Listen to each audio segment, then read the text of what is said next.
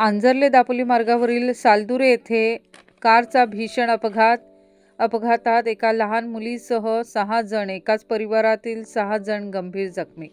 आंजर्ले ते दापोली मार्गावर सालदुरे ST bus stop जवळ रविवारी दुपारी झालेल्या भीषण अपघातात एकाच कुटुंबातील 6 जण गंभीररित्या जखमी झाले। चिपळूणकर कुटुंबियांची कार दुपारी 3:30 वाजण्याच्या सुमारास अचानक नियंत्रण सुटून रस्त्याच्या कडेला असलेल्या झाडावर जोरदार जाऊन आदळली।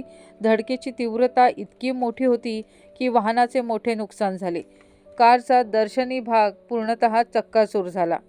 मिळालेल्या माहितीनुसार दापोली तालुक्यातील सोंडेघर येथील चिपळूणकर कुटुंब दापोलीकडे येत होते।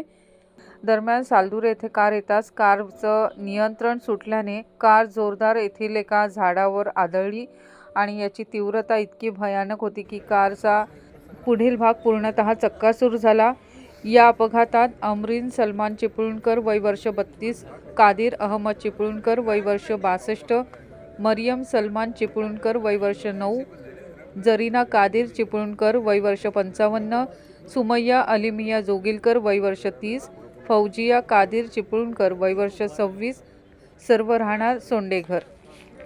हे 6 जण गंभीररित्या जखमी झाले आहेत। अपघातानंतर स्थानिकांनी तात्काळ मदतकार्य सुरू करत सर्व जखमींना दापोली उपजिल्हा रुग्णालयात हलवले।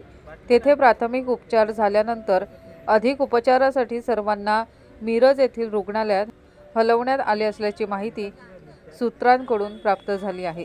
या अपघातामुळे परिसरात एकच खळबळ उडाली। पुढील तपास सुरू आहे।